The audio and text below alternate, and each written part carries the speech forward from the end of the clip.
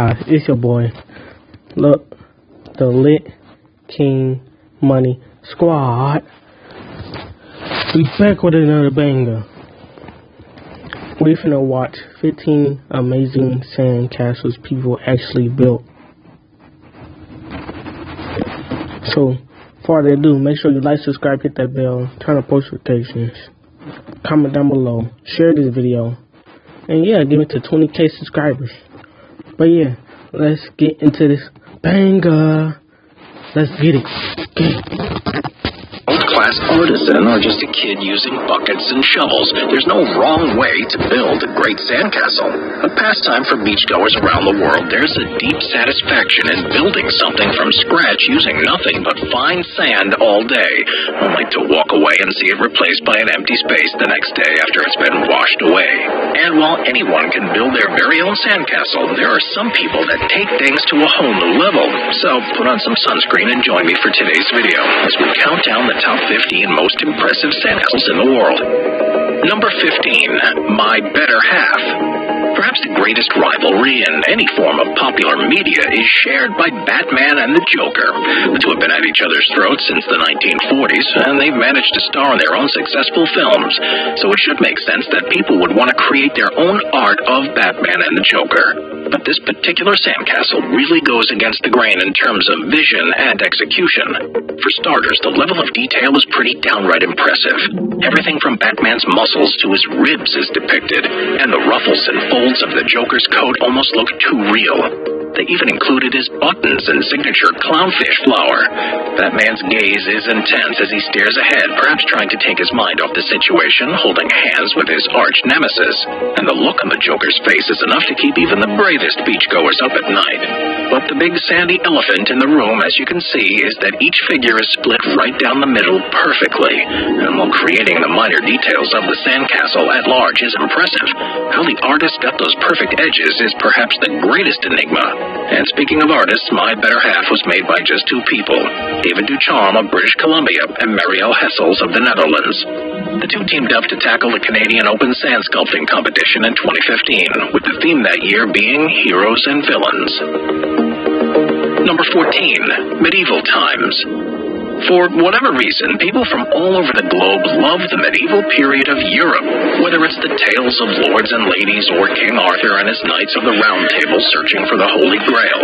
The lore seems to be endless, and while some stories of the time may stretch the truth more than others, we do know that the architectural style is based on reality.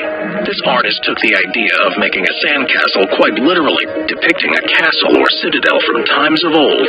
The level of detail and artistry is just astounding. From the individual stones seemingly stacked on top of one another, to the window panes and the shingles on the roof. They even managed to create large sweeping steps up the sand and a small door for kings, queens, and their court to come in and out of. And best of all, the ocean itself is the castle's moat. This four-tiered, literal sandcastle is quite a piece of art and undoubtedly took hours to build. But all good things must come to an end, and instead of a dragon or an invading army, it was simply the rising tide that swept this once great kingdom away. Number 13, Rapunzel. It was Goethel of the Brothers Grimm tale Rapunzel who uttered the words that have now been etched not only into history but our collective minds forever. Rapunzel, Rapunzel, let down your hair so that I may climb the golden stair. And let down her hair she did, because that's exactly what's being depicted in this epic sandcastle. Taking the fairy tale to new heights, the sandcastle was sculpted at the Weston Sand Sculpture Festival in England in 2014. Having begun in 2006 by two Dutch artists, the festival has managed to withstand the sands of time and still exists to this day.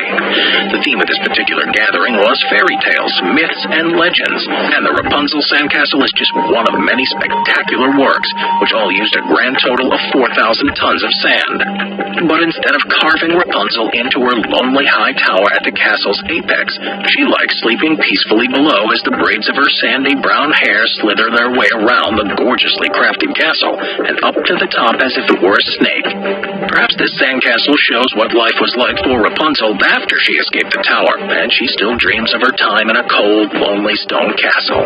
Fitting then that the Sandman should make Rapunzel a dream of sand. Number 12, The Night's King.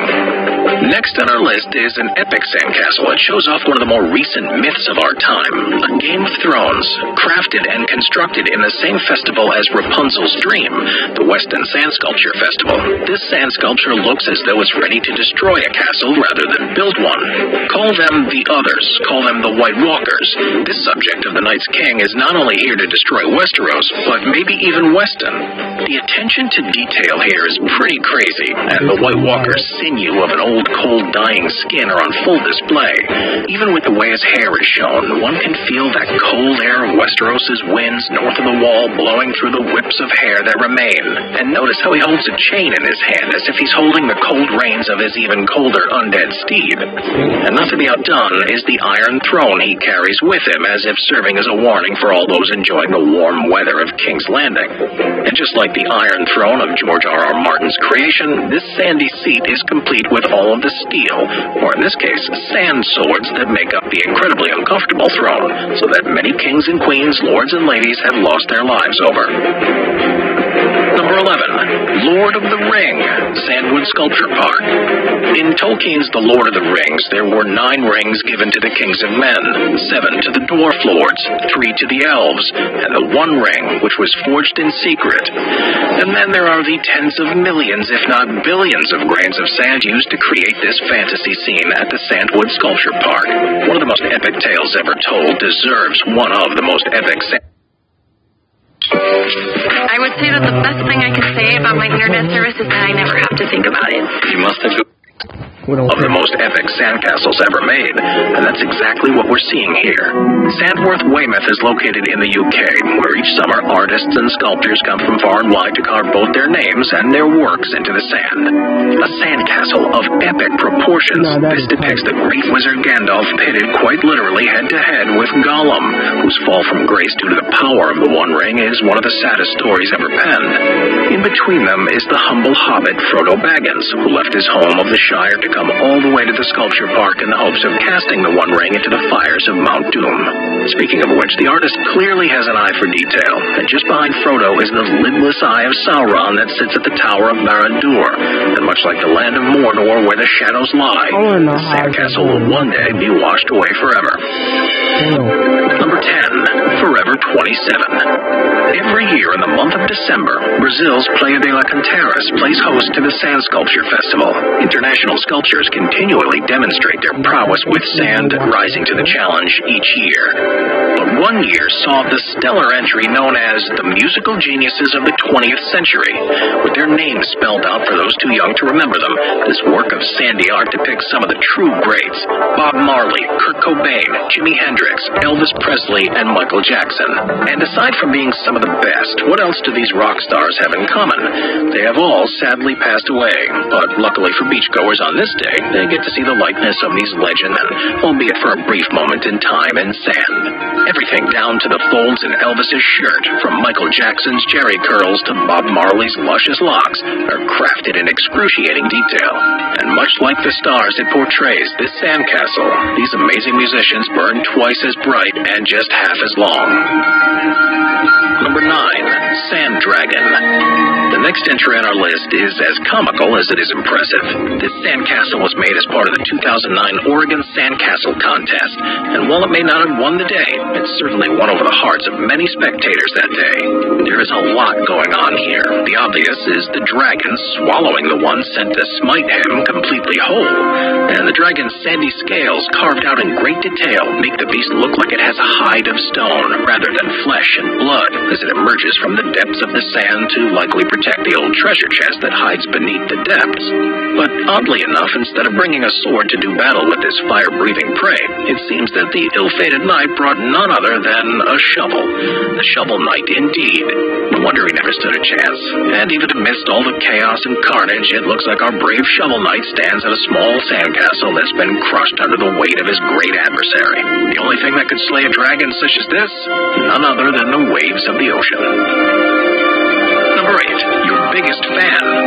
The Sun and Sea Festival, held in Imperial Beach, California, has a long and impressive history reaching as far back in 1960. Over 5 decades ago, a public festival of the same name was held to celebrate the date of the city's incorporation. But from 1980 to 2011, Imperial Beach hosted the U.S. Open Sandcastle Competition, where truly world-class sandcastle builders will compete for 5 full hours to create amazing and intricate sand creations and battle for the championship. And with so much talent in one place, it's tough to choose just one, but this particular sandcastle is just stunning.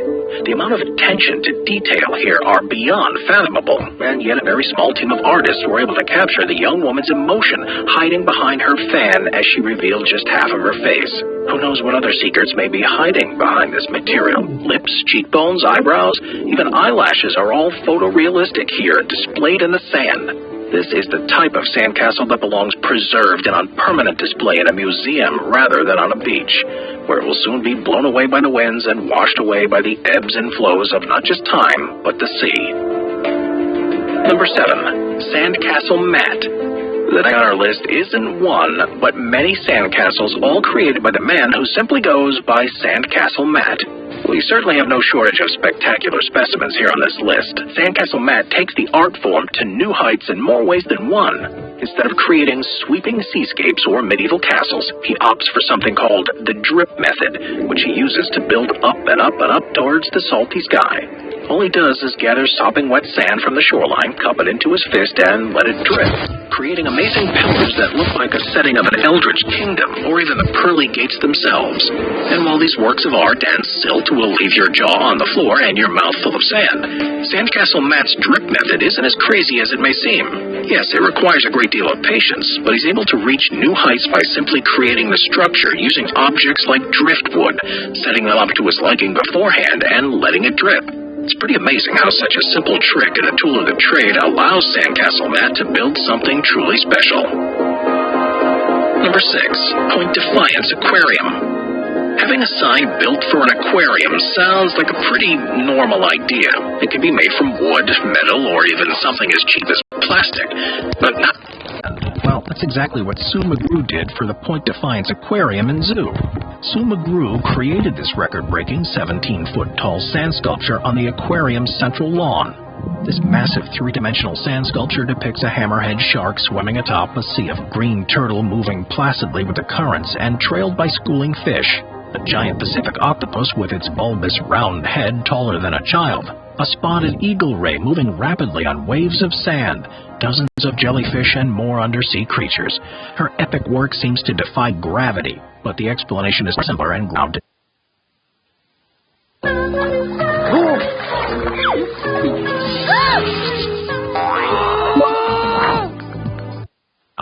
The explanation is far simpler and grounded in reality. This sandy seascape began with a block of sand mixed with water. McGrew and her team pounded that wet sand down to make it almost like concrete. From there, they stacked boxes on top of each other so that by the time the team was done, it looked like a layered cake. But that's the easy part, because from there, the world-class sculptor had to get in there with fine tools and a steady hand, and some serious artistry and creativity to deliver the finished product. Number 5. Calvin Siebert. Calvin Siebert is an amazing New York-based artist known for his stunning sandcastles.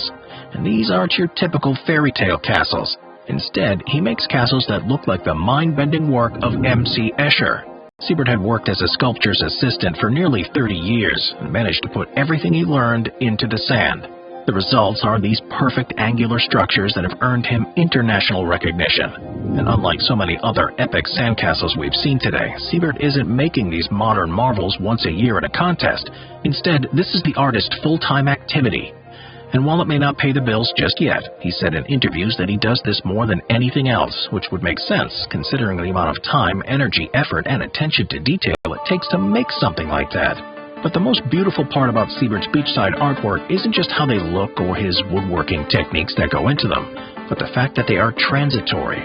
Some of these castles can be 8 to 10 feet tall, and for as much time as he spends on them, they'll be gone in half the time. It's not like a building where when it's done, it's there for a lifetime. But at least on the brighter side, because his medium is simple sand, not only can Siebert work wherever there are beaches, but it's a great excuse to travel the world and experience and experiment with all the different types of sand around the globe.